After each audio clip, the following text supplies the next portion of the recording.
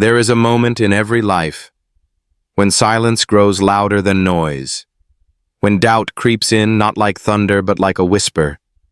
And in that moment, you stand face to face with the one enemy that's taken more dreams than failure ever could. Fear. It doesn't wear armor. It doesn't shout. It doesn't have a face you can punch or a name you can curse. Fear is the invisible assassin that tiptoes behind your ambition and strangles it before it can breathe. It shows up as hesitation, as procrastination, as excuses wrapped in logic, as dreams postponed just until the time is right. And that is the great lie. Because the time is never right, not for the fearful. Napoleon Hill said it with clarity that cut deeper than any sword. Fears are nothing more than a state of mind. But don't confuse simplicity for weakness. The greatest prisons in history have never had bars. They've been built in the mind. Fear is the jailer. And today, you are here because something inside you is done playing small. Something inside you is no longer willing to be held hostage by the what-ifs, the not-yets, the maybes, and the lies. Because fear is a liar, but worse, it's a thief. It steals your energy while pretending to protect it. It steals your future and disguises it as safety. It steals your soul and convinces you you're being smart, practical, rational. But logic without courage is a coffin, and fear will bury you inside it, one regret at a time. You weren't born to flinch. You weren't born to retreat. You weren't designed to be a second-hand version of someone else's life. You were created with purpose. You were handed potential. And you were infused with a gift that most never claim, the gift of choice. And choice, that divine power, is what fear fears most. Fear feeds on passivity. It thrives on silence. It grows in hesitation. But the moment you decide, truly decide, that you will not be governed by the invisible tyrant of the mind, something ancient stirs within you. The part of you that built pyramids, crossed oceans, invented flight, tamed electricity, and looked at the stars and said, "We belong there." That part of you is not afraid. The great industrialists, the inventors, the visionaries, they all had fear, but fear didn't have them. Think of Thomas Edison, 10,000 failures before he gave the world the electric light. Most would have stopped at 10. Most would have never started. But Edison wasn't married to comfort. He was obsessed with clarity. He understood that fear is a temporary fog, and vision is the wind that clears it. Fear screams, "What if I fail?" Vision replies, "What if you fly?" Carnegie faced ridicule. Ford was called a lunatic. Disney was told he lacked imagination. Lincoln was born in a log cabin, buried his first love, lost elections, and yet became the emblem of perseverance. They didn't kill fear by pretending it wasn't real. They conquered fear by moving through it. So let's begin here, with mindset. Because mindset is the battleground where fear is either defeated or crowned king. You cannot destroy fear from the outside in. You must destroy it from the inside out. That begins with belief, not in the world, not in luck, not in the economy, not in trends, but in yourself. Self-belief is not arrogance. It's not ego. It's the quiet conviction that you were not placed on this earth to merely exist. It's the decision to believe in the unseen, not just in what is, but in what could be, if you refuse to back down. Fear thrives in a mind that entertains doubt more than it feeds truth. So tell me, what are you feeding? Are you feeding the voice that says, "Who are you to try?" Or the voice that says, "Who are you not to?" You don't need perfect conditions. You need perfect clarity. Clarity of who you are, of why you're here, and of the fire that's been dimmed by too many years of being realistic. Being realistic has ruined more destinies than failure ever could. Because realism when tainted by fear, becomes resignation. And when you resign, fear wins. Vision doesn't live in logic. Vision lives in the unknown. It lives in the risk, in the leap, in the step before the ground appears. You must see the summit before the mountain. You must feel the future before it arrives. That's what separates the rare from the rest. They choose belief before evidence. You don't wait for fear to vanish. You advance while it screams. This is purpose. This is mission. This is where discipline enters the frame. Discipline is the hammer that breaks fear's hold. Discipline is the quiet, relentless force that shows up when motivation dies and fear is howling. Because fear will scream louder the closer you get to your calling. But discipline doesn't listen to fear. It listens to the vow you made to your future self, the vow you made to your family, your legacy, your God, your dreams. Discipline says, I show up because I said I would.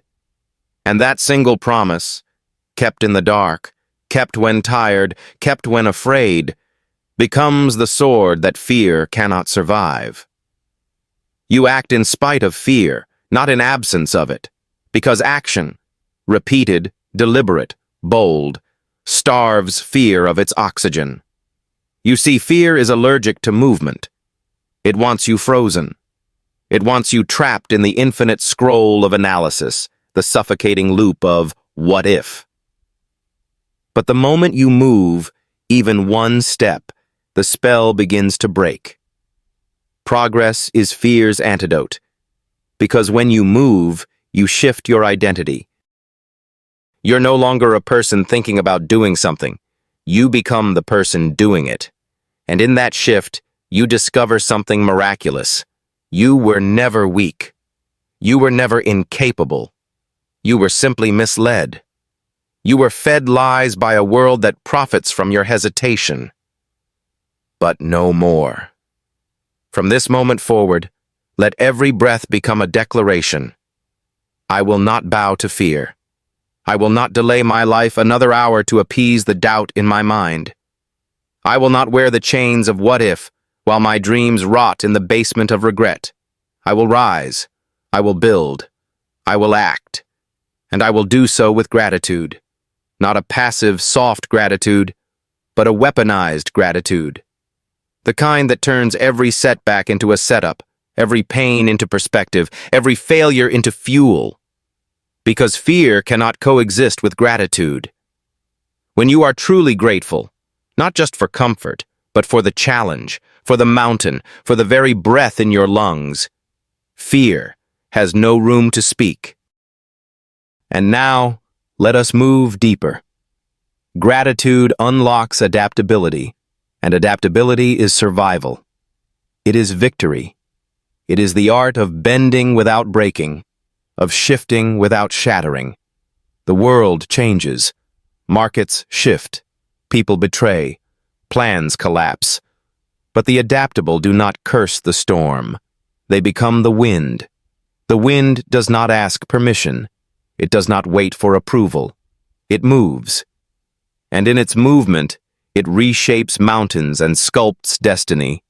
So must you. When fear tries to bind you to one path, adaptability gives you wings.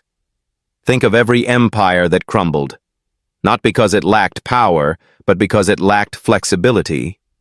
Rome did not fall overnight, but it died the moment it stopped adapting. And so do people.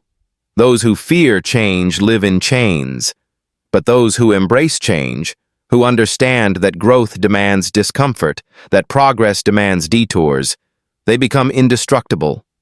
Fear hates change because change requires faith. Not blind faith, but bold faith. The faith that says, even if I do not know how, I will still begin. This is the very heartbeat of resilience. Resilience is not the absence of pain. It is the refusal to be broken by it. Resilience is Thomas Edison in his lab, watching failure after failure spark and burn, and still saying, I have not failed. I've just found 10,000 ways that won't work. It's Abraham Lincoln losing 8 elections before becoming the president who would hold a nation together with bare hands and unshakable will. It's every soul who has ever stared at the abyss, heard fear whisper, "You are not enough," and replied, "Watch me." Resilience doesn't mean the journey is easy. It means the journey is worth it. You will be knocked down. You will be laughed at. Doors will slam. Friends will leave. Plans will fail. But the question isn't, will it hurt? The question is, will you rise? You see, fear will show up every time you rise. Every level comes with a new shadow. But the resilient do not fight the shadow. They walk into the light. And that light comes from learning. Lifelong learning is not an academic slogan. It is the oxygen of the fearless. Because the mind that is always growing becomes impossible to trap. Every lesson absorbed, every book devoured, every mentor studied. It sharpens your sword. And when the blade is sharp, fear dares not draw near. Napoleon Hill said, "An educated man is not one who has an abundance of general or specialized knowledge. An educated man is one who has developed the faculties of his mind that he may acquire anything he wants." That is true education. Not memorized formulas, not test scores, but the mastery of mind, the mastery of your thoughts, the ability to direct your energy with laser precision. And to do that, you must protect your inner world. Because fear does not only come from within, it seeps through the cracks of weak environments. The conversations you entertain, the people you surround yourself with, the media you consume, it all forms the temperature of your mind. And if you stay in rooms where mediocrity is applauded, fear will be your ceiling. But when you step into environments where ambition is normal, where dreams are oxygen and belief is currency, something changes. You begin to walk differently, speak differently, think differently. Your inner dialogue stops asking for permission and starts declaring intention. I will. I must. I am. No more seeking validation from the world that fears boldness. The lion does not ask the sheep if it may roar, and neither should you. This is the core of self-authority, the realization that fear only rules what you surrender. So reclaim it. Reclaim your mornings. Reclaim your focus. Reclaim your attention, your time, your mind, your mission. Start with the morning, for it is the throne of the disciplined. If you win the morning, you win the day. And if you win enough days, fear becomes irrelevant. Do not reach for your phone. Reach for your soul. Do not scroll through distractions. Scroll through your vision. Wake up with fire, not fatigue. Because fatigue is not just a physical weight. It is a mental one. A symptom of a purpose neglected. You were not made to be tired. You were made to be ignited. And when purpose lights you up from within, there is no fear loud enough to drown it out. Fear speaks in static. Purpose sings in symphonies. And when your actions begin to align with your purpose, when your daily habits reflect the future you're building, fear becomes background noise. Not gone, but powerless. Understand this. The fearless are not those without fear. They are those who made fear their fuel. They walk through fire not because they are fireproof, but because they are focused. Fear loses all power the moment you fix your eyes on what truly matters. Because the man with purpose doesn't argue with doubt, he outworks it. The woman with vision doesn't entertain fear, she overrides it. The soul on fire does not fear darkness. It becomes the light. So let fear be present. Let it whisper. Let it watch. But never again will it dictate your direction. From this day forward, you do not run from fear. You run into the storm, because that's where eagles fly. You press forward, because that's where destiny lives. You keep moving, because motion is the language of the fearless. Motion is the language of the fearless. and you are fluent now. You've remembered what the world tried to make you forget, that inside you is the fire of every generation that came before, the grit of every soul who built when there was nothing, the courage of every pioneer who looked at the impossible and called it destiny. You are not weak. You are not average. You are not here to survive. You are here to conquer.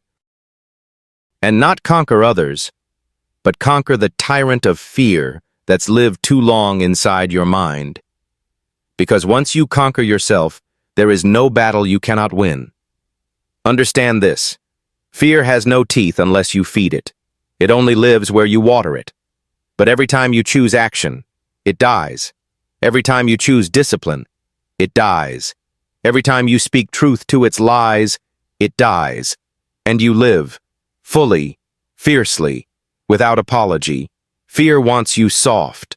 Life demands you sharp. Fear wants you distracted. Purpose demands your undivided soul. Fear wants you small. But your Creator gave you breath, not to hide in the shadows, but to stand in the arena, bloodied and unbroken, and roar, "I was born for this." So roar. Roar like the pain didn't kill you. Roar like the setbacks were your teachers. Roar like every delay was divine design. Roar because silence never changed the world. And yes, fear will still whisper, but your roar will drown it out.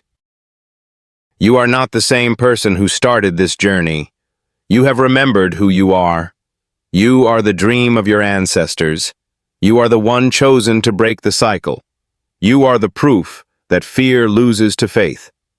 So walk like it. Speak like it. Decide like it. The world does not need more people waiting for permission. It needs warriors of light. Those who burn with purpose, who carry vision like fire in their bones, who do not cower when life roars back. Because here is the secret the fearful never learn. Once you face fear and walk through it, it cannot follow you.